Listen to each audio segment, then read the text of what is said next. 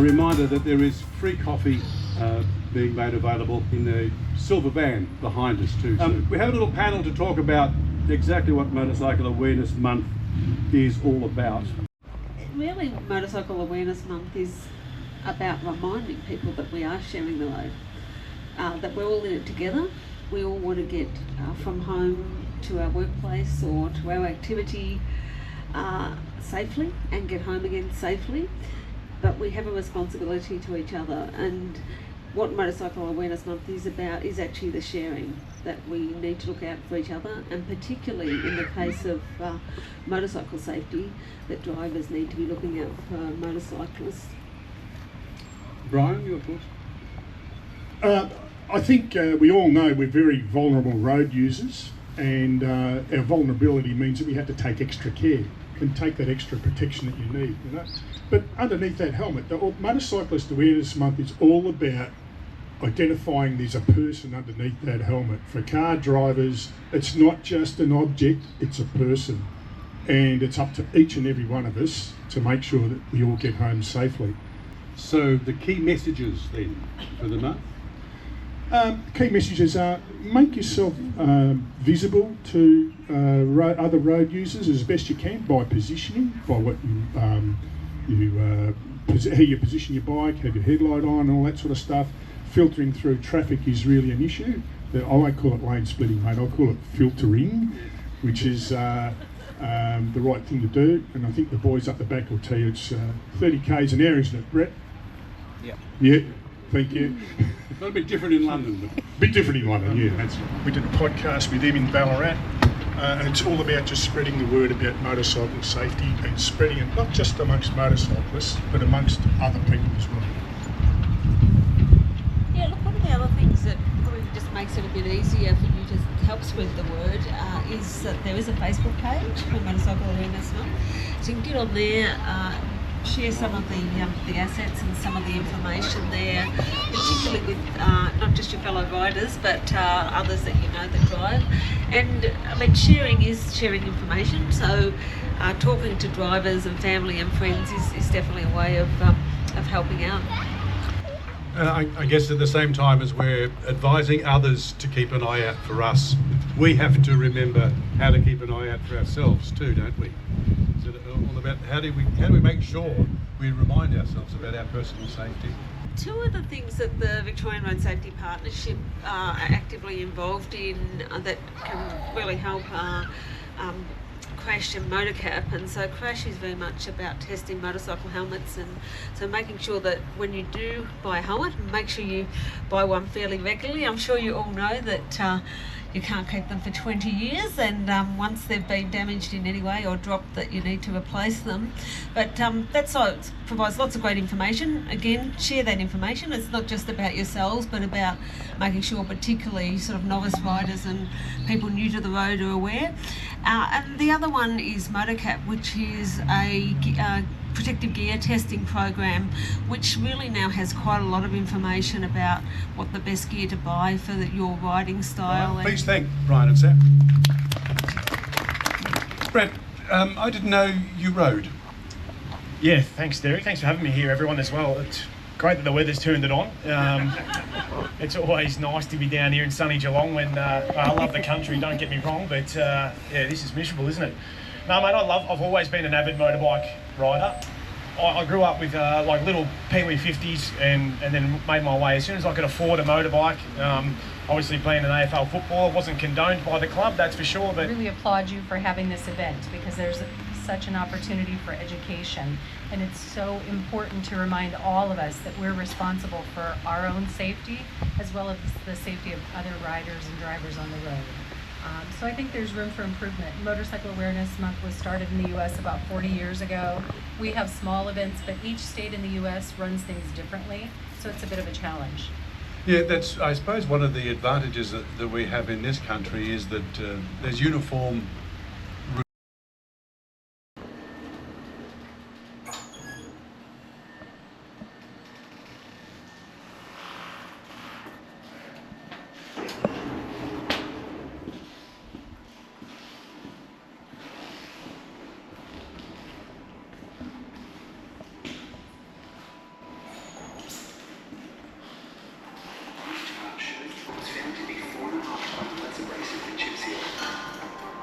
laboratory machine was found to perform in a similar manner to chip seal.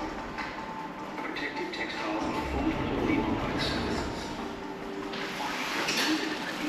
Clothing protective materials.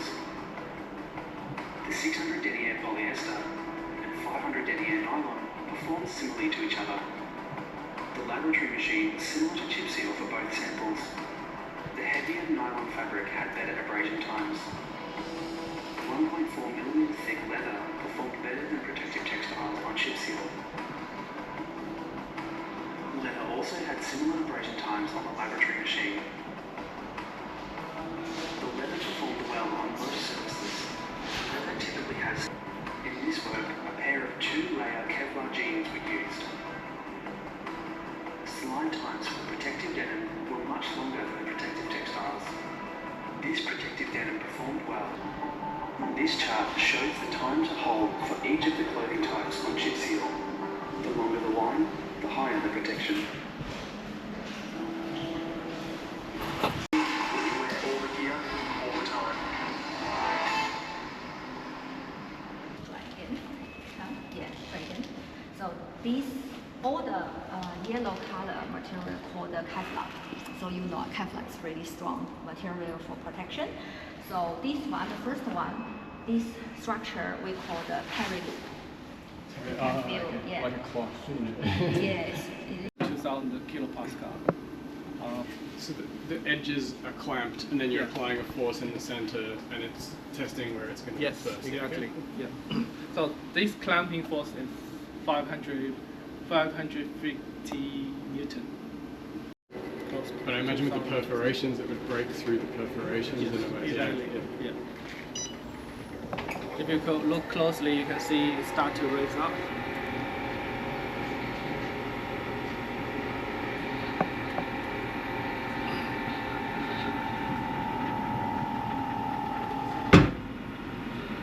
It's like a 900. Because glove is so small, we can't test over there. In the gloves, we're using a instrument machine which has 2 jaws to grab the sample and pull it out. This machine simulates about 28 kilometers per hour speed. And this use a 60 grit sand belt running at 8 meters per second. And Expensive. But it was certified GP.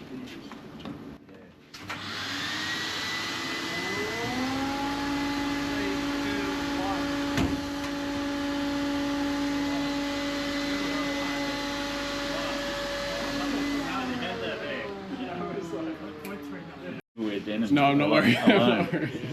On its own. Yeah. Nah. Alright, Denim and kevlar. We better watch this time. This might go for a second. Probably more. I think for about 3 seconds.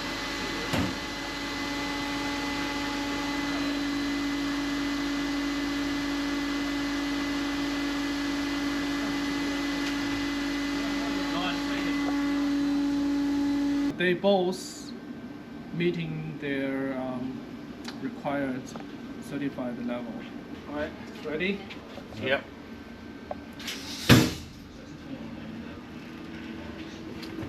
What are you measuring? Transmitted force? Transmitted force. Yes. Same condition. You can hear it. You can hear the difference. Let's hit it. Oh wow. You can just hear the difference. I'd be really happy to see that, yeah. That's So that might so really that affect was my buying decisions, actually. 50, more than 50% Yeah. less. So the standard works this way. You need to test 9 points along the armor. Yeah. So it can accept for the middle, which is 6th area, you need to be below 20. But on the edge, it can accept the 35. Right. Okay. Interpret it like this.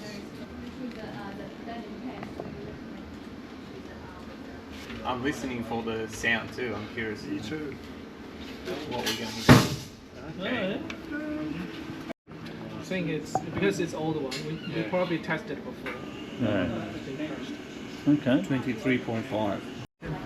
No, we don't scrape. No, we just put the sample on it. Just heat transfer. And see how much heat transfer this machine can. This software can record.